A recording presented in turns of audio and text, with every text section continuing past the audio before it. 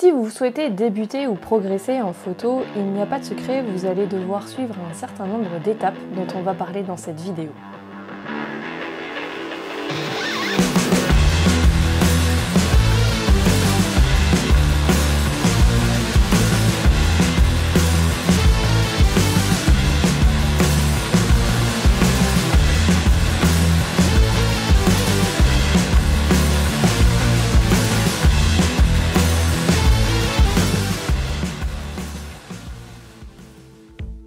Quand j'ai débuté en photo, j'avais une pratique purement instinctive. J'aimais juste balader mon appareil photo avec moi et juste prendre en photo ce qui m'entourait, mon quotidien, créer des souvenirs et raconter des histoires juste comme ça. Je m'intéressais davantage au sujet que je voulais photographier et à son cadrage. Et en soi, c'était déjà pas mal parce que cela m'a permis de me familiariser avec cette discipline, d'exercer mon œil et juste de commencer par m'amuser avec mon appareil photo. Aujourd'hui, je suis d'ailleurs assez nostalgique de cette période où pour moi la photo était assez naïve et très instinctive. C'était simple et en soi c'était hyper fun. C'était très spontané en fait comme pratique, ce que je dois bien l'avouer j'ai un peu perdu et que j'ai du mal à retrouver en tant que professionnelle aujourd'hui. Mais ceci est un autre sujet et nous aurons peut-être l'occasion d'en reparler dans une autre vidéo. Au bout d'un moment, je me suis sentie limitée par mes connaissances dans ce domaine et je savais qu'il fallait que je me colle sérieusement à une partie pas très fun, c'est-à-dire apprendre tout le package de base technique de la photo, à savoir comprendre comment fonctionne mon appareil photo, la lumière, la composition, etc. etc., etc. Vous savez, ce sont toutes ces choses qui font que, mises bout à bout, on parvient finalement à faire une bonne photo parce qu'on sait ce qu'on fait et qu'on maîtrise et que tout est réfléchi et intentionnel. Ou presque. Ou presque parce que c'est quand même important de garder une part de spontanéité et de créativité dans sa pratique. C'est ce qui rend les choses beaucoup plus fun et beaucoup plus amusantes. Dans cette vidéo, je vais donc passer en revue tous les éléments qui, à mon sens, sont nécessaires pour pouvoir progresser réellement en photo et par lesquels il faudrait vraiment commencer la photo. Il n'y a pas un élément isolé à prendre en considération, ce sont un peu tous ces éléments qu'il faut prendre en considération. Alors quand on veut vraiment progresser en photo, par quoi on commence? Qu'est-ce qu'on fait? Eh bien on va commencer par la toute base et souvent c'est ce qui est lié à l'appareil photo. On va tenter de lâcher le mode automatique pour apprendre à faire ses propres réglages pour comprendre ce que l'on fait et maîtriser un petit peu plus ce que l'on fait pendant que l'on prend notre photo. Pour ma part, comme je vous le disais, quand j'ai commencé la photo, je ne savais pas du tout comment fonctionnait un appareil photo et je ne comprenais pas tous ces chiffres sur mon appareil sur lesquels j'étais censée avoir de l'emprise. D'ailleurs, je me souviens que quand je rencontrais des gens qui faisaient aussi de la photo et qui trouvaient que ce que je faisais était pas mal, on me demandait toujours un tas de choses étranges avec des termes complexes que j'avais déjà entendu quelque part mais que clairement je ne comprenais pas et que j'étais incapable de retranscrire aux gens. En vrai, j'étais incapable d'expliquer comment je faisais. Je ne maîtrisais pas grand chose sur mon appareil photo, à part juste mon cadrage quand je prenais ma photo. Les choses ont changé quand j'ai décidé de lâcher le mode automatique pour apprendre à faire mes propres réglages. En gros, le mode automatique, c'est très bien pour vous familiariser avec le domaine de la photo, pour faire vos premiers pas ou juste pour rester sur une pratique basique et vous amuser avec votre appareil photo si c'est pas important pour vous d'aller plus loin dans votre pratique et que vous faites ça juste comme ça pour le fun. Mais si vous voulez commencer à progresser, à comprendre ce que vous faites et avoir de la maîtrise dessus, il va être nécessaire à un moment donné de vous coller à l'apprentissage des réglages de votre appareil photo parce que vous ne pourrez pas faire autrement. Vous allez être limité à un moment donné. En gros, c'est un peu la base de la base, bien que je tiens à préciser que ce n'est pas le seul élément à prendre en considération quand vous voulez apprendre la photo ou que vous voulez progresser en photo. L'outil, c'est bien, mais ça ne fait pas tout. Ok? C'est pas parce que vous saurez parfaitement régler votre appareil photo que vos photos seront pertinentes ou qu'elles vont se détacher du lot par rapport à d'autres photographes. On va revenir sur cette notion juste après dans la vidéo avec les différents autres éléments que je vais vous présenter. Pour vous la faire courte, votre appareil photo fonctionne avec 3 fonctionnalités principales. 3 réglages que vous devez maîtriser. Ces 3 réglages, les voici. Vous avez l'ouverture du diaphragme, la vitesse d'obturation que l'on appelle aussi temps de pose et la sensibilité ISO de votre capteur. Imbriqués ensemble, ces 3 réglages forment ce qu'on appelle le triangle d'exposition. En maîtrisant ces réglages et donc en maîtrisant le triangle d'exposition, vous allez être en mesure d'éclairer correctement votre image. Le triangle d'exposition, ça joue sur la luminosité de votre image. Plus vous saurez régler ces réglages, mieux vous vous adapterez en toute situation et plus vous aurez des images qui seront bien exposées, c'est-à-dire pas trop sombres, qu'on appellerait dans ces cas-là sous-exposées, ou bien pas trop claires, qui voudrait dire qu'elles sont surexposées. Je ne vais pas rentrer dans le détail de ces 3 paramètres parce que c'est pareil, ça nécessite une vidéo à part et je vais probablement en faire une. N'hésitez pas à me dire si cela vous intéresse. Mais sachez que bien exposer sa photo est la première étape en gros à maîtriser avec son appareil photo, mais que ce n'est pas la seule chose à maîtriser parce que l'exposition n'est pas définie uniquement par l'appareil photo. J'en viens à mon deuxième point. Il va vous falloir comprendre comment fonctionne la lumière et apprendre à la dompter dans vos images. En photo, la lumière est l'élément le plus important de la pratique. Sans lumière, il n'y a pas d'image. C'est un vaste sujet. Et c'est quelque chose que vous allez devoir apprendre à maîtriser. La lumière est très importante parce qu'elle va contribuer à mettre en valeur le sujet de votre image. Ça va le mettre en valeur, mais ça va aussi contribuer à créer une ambiance dans vos images. Parce que toutes les lumières ne sont pas pareilles et il y a une infinité de schémas de lumière que l'on peut créer. On distingue 2 grands types de lumière. La lumière naturelle, qui est la lumière du soleil, qui est gratuite mais contraignante, et la lumière artificielle, dite de studio, que l'on va créer avec du matériel comme des softbox, des projecteurs ou des flashs. Personnellement, je ne suis pas une experte en matière de lumière et pour être tout à fait honnête, la seule lumière que je sais maîtriser, c'est la lumière naturelle. Je suis une bille en lumière artificielle et j'utilise très peu ce type de lumière-là. Soit dit en passant, c'est intéressant de comprendre la différence entre les deux. Je connais principalement la lumière naturelle parce que c'est tout simplement celle que j'ai apprise à utiliser quand j'ai commencé parce qu'elle était gratuite et que j'en l'avais sous la main et que j'avais pas besoin de m'équiper avec du matériel autre qui pouvait coûter cher. Et du coup, comme j'ai réussi à créer des ambiances avec cette lumière qui ont plu et qui ont bien participé au projet que je voulais créer, je suis naturellement restée avec cette lumière-là et c'est la lumière que j'utilise dans tous mes clichés et c'est la lumière que j'utilise encore aujourd'hui de manière générale dans toutes mes photos. Je pense que la lumière naturelle est une très bonne chose à apprendre au départ quand on commence à appréhender le domaine de la photo et plus particulièrement le domaine de la lumière qui est quand même un domaine pas évident à maîtriser. C'est une lumière capricieuse et contraignante qui nécessite de s'adapter en permanence. Du coup, elle n'est pas évidente à dompter et à comprendre, mais c'est aussi une lumière qui peut s'avérer être très douce et qui offre de magnifiques ambiances, notamment en fin de journée quand on a des belles ambiances colorées, jaunes, vous savez, toutes ces teintes dorées. Elle présente également quelques avantages, elle est gratuite et pas du tout encombrante contrairement à la lumière studio.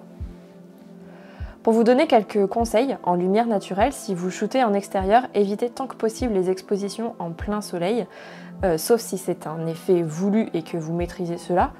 Évitez également les lumières zénithales, c'est-à-dire les lumières qui viennent vraiment du dessus et qui sont très plongeantes, parce que ce type de lumière-là, ce sont souvent des lumières qui sont très dures et qui donnent des ombres très disgracieuses à votre sujet. Encore une fois, faites-le uniquement si c'est un effet que vous voulez vraiment dans votre image et que vous savez ce que vous faites, mais la plupart du temps, ne privilégiez pas cette lumière-là, elle va un peu gâcher votre image ou alors elle va pas donner le rendu qui serait le plus optimal pour votre image.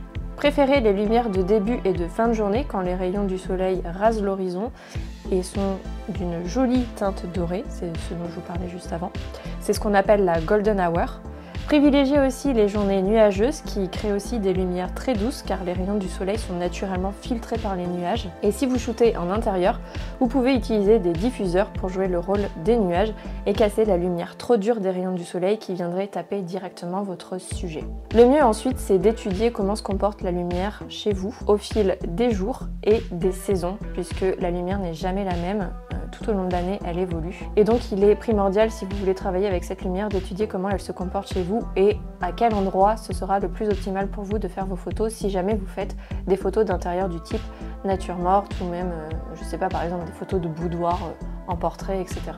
La lumière studio, donc la lumière artificielle quant à elle, est beaucoup moins contraignante dans la mesure où une fois calibrée, on peut shooter à n'importe quel moment de la journée sans se soucier s'il fait jour ou s'il fait nuit. Cela est tout de même ultra confortable, surtout si la photographie est votre métier et que vous avez besoin d'aller vite dans vos shootings photos.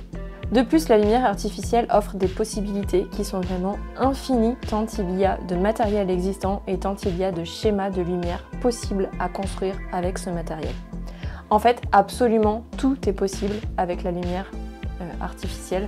Il faut juste savoir l'utiliser, c'est un apprentissage à faire. En revanche, pratiquer la photo avec de la lumière artificielle nécessite d'avoir de la place à allouer à ce matériel. Souvent, il faudrait avoir une pièce dédiée, un petit studio, parce que sinon, on est vite limité dans la place qu'on va avoir, dans l'espace qu'on va avoir, et on va être aussi contraint de monter et démonter le matériel, d'installer et de désinstaller le setup à chaque fois qu'on va devoir faire un shooting photo, ce qui n'est pas toujours confortable. Soit dit en passant, ce qui se fait tout de même. Après, il existe aujourd'hui un grand nombre de matériels qui, je pense, permet de s'adapter à tout type de situation. Et je désamorce dès maintenant les éventuelles questions matérielles que vous pourriez me poser. Je ne suis pas spécialisée dans ce domaine-là, surtout en lumière artificielle. C'est quelque chose que je ne maîtrise pas du tout. Et du coup, je vais vous recommander d'aller faire vos propres recherches sur Google ou sur YouTube parce qu'il y a plein d'autres créateurs qui traitent de ces sujets-là et qui le feront beaucoup mieux que moi. Vraiment, tournez-vous vers ces gens-là. Ils sauront mieux vous aiguiller que moi. Alors, on a vu le triangle d'exposition, on a vu les différents types de lumière. Maintenant, il y a encore autre chose qui va venir améliorer vos photos. Et j'en viens à mon troisième point, c'est d'assimiler les grands principes de composition de votre image et d'apprendre à mettre en scène vos images. Ce qu'on appelle composition d'image est simplement le fait d'agencer correctement les plans et les différents contenus dans l'image afin de créer une image qui soit harmonieuse, agréable à regarder et qui permette de raconter une histoire et de faire passer des émotions aux personnes qui vont les voir. En photo, tout comme la lumière, la composition est un élément majeur pour mettre en valeur le sujet principal de votre image. Il existe des grands principes de composition tels que la règle des tiers ou bien le nombre d'or qui peuvent être de bons repères pour cadrer son image ou agencer les éléments qui la composent, mais ce ne sont pas les seuls. Il est également pertinent de prêter attention par exemple à l'agencement des différents plans de son image, vous savez, premier plan, deuxième plan, arrière-plan, etc. De construire des formes géométriques, par exemple le schéma pyramidal est un des schémas les plus classiques que l'on retrouve notamment dans la peinture classique. Pour le coup, la photo n'a pas inventé grand-chose. Tous les éléments de composition que l'on utilise principalement nous viennent souvent de la peinture classique. Ou bien vous pouvez simplement utiliser des lignes de fuite afin d'orienter le regard du spectateur précisément là où vous souhaitez qu'il regarde. La plupart du temps, c'est sur le sujet principal que l'on va attirer l'attention. Le choix et l'assemblage des couleurs est également un élément à prendre en considération et qui va participer à la composition et à la mise en scène de votre image et du coup à la mise en valeur de votre sujet. Au final, la composition est essentielle pour mettre en valeur ce que vous voulez dire et montrer à travers votre image. Avec la lumière, cela crée l'ambiance de vos photos, c'est de la mise en scène et cela se réfléchit et se contrôle. Elle participe ainsi à un autre élément important dans une photo, ce qui m'amène au point suivant, c'est-à-dire raconter une histoire. Il est, à mon sens, primordial que vous racontiez une histoire dans vos images. En fait, il y a deux types de photos qui existent. Et il y a les photos les plus basiques qui soient, qui visent simplement à montrer, à illustrer. Ce sont des photos, par exemple, qu'on peut dire de packshot, qui visent à établir, par exemple, un catalogue de produits pour une marque. Dans ces photos-là, on va gérer la lumière et les réglages de son appareil photo, comme dans toute autre photo, mais pourtant ces photos sont vides côté histoire et émotion et en fait elles ne transmettent rien d'autre que ce qu'elles visent à montrer, c'est-à-dire le sujet qui est montré. Voilà, elles ne font rien d'autre. Il y a ensuite les photos qui racontent une histoire, qui plongent dans une ambiance et qui transmettent des émotions. Ce sont toutes les autres photos. Aussi bien vos photos souvenirs que des photographies de portraits prises par un photographe ou bien des photos de n'importe quelle thématique que ce soit, du paysage, de l'architecture, de la nature, du reportage, de la mise en scène comme par exemple des natures mortes, etc. Ce qui va ensuite différencier toutes ces photos-là, c'est la manière dont on va raconter l'histoire et transmettre l'émotion et cela passe principalement par le travail de la lumière et de la composition. Il faut bien comprendre donc, comme je vous le disais, que le but ultime d'une photo, c'est de raconter une histoire, de transmettre quelque chose. Que ce soit une émotion, de dénoncer quelque chose, de transmettre un message, peu importe. Elle doit dire quelque chose. C'est véritablement ce qui rendra votre photo plus pertinente et plus attrayante pour le spectateur.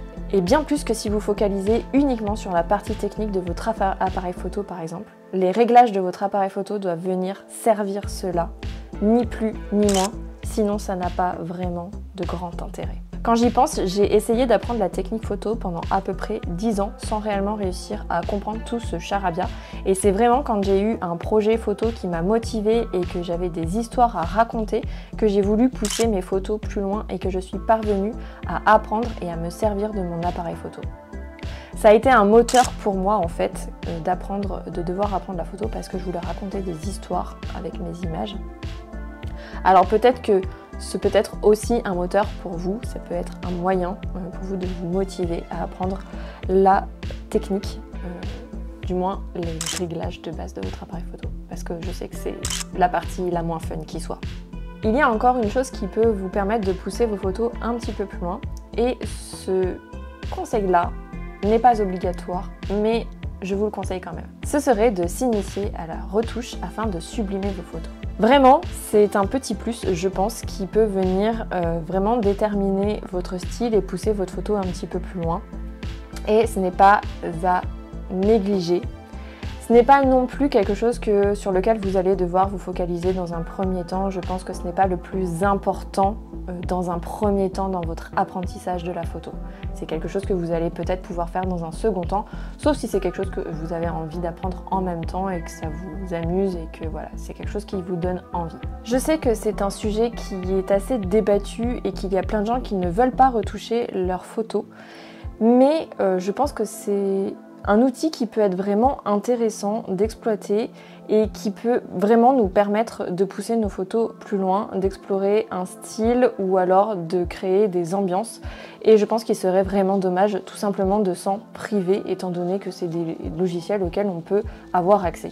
Personnellement, dans ma pratique de la photo, je dis toujours que la composition, la mise en scène et la prise de vue de mes images représentent 50% de mes images et que ensuite c'est 50% de retouches photo. Vraiment, dans mon travail, c'est quelque chose de pas négligeable et c'est ce qui me permet vraiment de créer mon style et d'aller plus loin. Je ne pourrais pas avoir le rendu que j'ai avec mes photos si je ne passais pas sur Photoshop. Vraiment.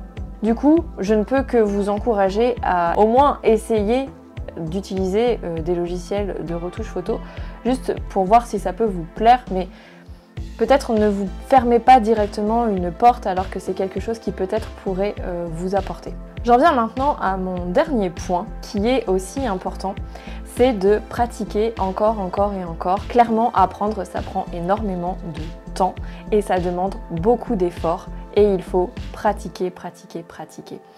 Et je vous recommande de pratiquer en gardant du plaisir à le faire. Ce n'est pas évident quand on apprend des bases, quand on commence du début et qu'on doit apprendre des choses compliquées, surtout sur la technique photo, de rester motivé et d'y prendre du plaisir. Mais vraiment, je vous encourage à vous trouver un projet qui peut vous encourager et pour lequel vous aurez envie d'apprendre les choses pas hyper fun à apprendre. C'est comme ça que moi j'ai fait, franchement j'ai dû essayer d'apprendre la photo, la technique pendant à peu près 10 ans. J'ai essayé plein de choses, des articles de blog sur internet, des vidéos, des livres, etc. Et en fait il n'y avait rien qui y faisait, je n'arrivais pas à apprendre les bases de la photo. Et j'ai réellement réussi à le faire quand j'ai eu un projet qui m'a tenu à cœur et que j'ai voulu raconter des histoires à travers mes images. C'est à ce moment-là vraiment que les choses se sont mises en place pour moi et que j'y ai vraiment... En fait, j'avais tellement un intérêt et un but à apprendre les bases de la photo que je l'ai fait en fait. Ça a été un moteur. Alors je vous conseille aussi peut-être vous de vous trouver un projet qui peut vous passionner et qui sera peut-être moteur pour vous motiver à apprendre ces choses compliquées que sont les bases de la photo. Gardez également de la patience, ça va pas être facile, mais souvenez-vous que l'apprentissage c'est jamais simple, mais que plus on apprend, plus on pratique et plus on progresse, c'est sûr et certain. Il n'y a pas de progrès sans effort, mais les efforts en général finissent toujours par produire des progrès. Vous l'aurez donc compris, maîtriser tous les éléments que je viens de vous énumérer peut réellement contribuer à améliorer vos photos et à vous faire progresser. Je tiens cependant à préciser quelques petites choses. Si vous deviez vraiment choisir quelques éléments seulement dans ce que je viens de vous énumérer, ce serait de vous focaliser avant tout sur l'apprentissage de la lumière, de la composition d'images et du fait de raconter des histoires dans vos images, plutôt que de vous focaliser directement sur l'apprentissage des réglages de votre appareil photo par exemple ou de la retouche photo.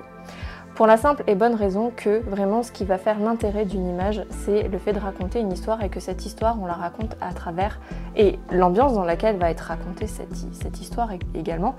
Et cette histoire elle se raconte avec la lumière et avec la composition, la mise en scène de l'image. Les réglages vont pouvoir jouer là-dessus, bien évidemment, mais les réglages de votre appareil photo vont surtout contribuer à la qualité de votre image. Pas forcément à son fond, c'est un peu plus sur la forme en fait. Voilà, focalisez-vous d'abord sur ces choses-là, peut-être en premier, et trouvez-vous un projet qui vous motive. Ensuite, une fois que vous aurez assimilé tous ces éléments, je vous le promets, vous allez avoir plus de confort dans votre pratique parce que vous allez être en automatique. Votre cerveau aura tellement intégré ce que vous devez faire que ce sera automatique et que du coup ce sera facile. Vous n'aurez plus qu'à vous soucier de ce que vous voulez créer, de la partie créative, et c'est ce qui est le plus fun en soi dans ce genre de pratique-là, c'est d'être créatif et de créer des choses et de raconter des histoires. Donc vraiment, ne vous découragez pas, c'est une fois que vous aurez appris toutes ces choses-là que vous pourrez être libre dans votre pratique et ce sera vraiment fun de pratiquer. Soit dit en passant, tentez de vous amuser également avec l'apprentissage parce que voilà, en fait on apprend aussi toujours, hein. On peut très bien aussi arriver au stade où on sait tellement faire que en fait ça devient ennuyeux de le faire et on ne sait plus trop comment trouver du plaisir. Donc voilà, je pense que la base aussi c'est de garder du plaisir dans ce qu'on fait, que ce soit en apprentissage ou même après quand on est un petit peu plus perfectionné. Voilà les amis, j'arrive au bout de cette vidéo. N'hésitez pas à me dire dans les commentaires où est-ce que vous en êtes dans votre apprentissage, si vous butez sur certaines choses dans votre pratique de la photo et notamment dans toutes ces choses au niveau des réglages, des bases de la photo. Je sais que c'est pénible, je suis moi-même passée par là. Je vous souhaite de passer une excellente journée et je vous dis à bientôt dans la prochaine vidéo.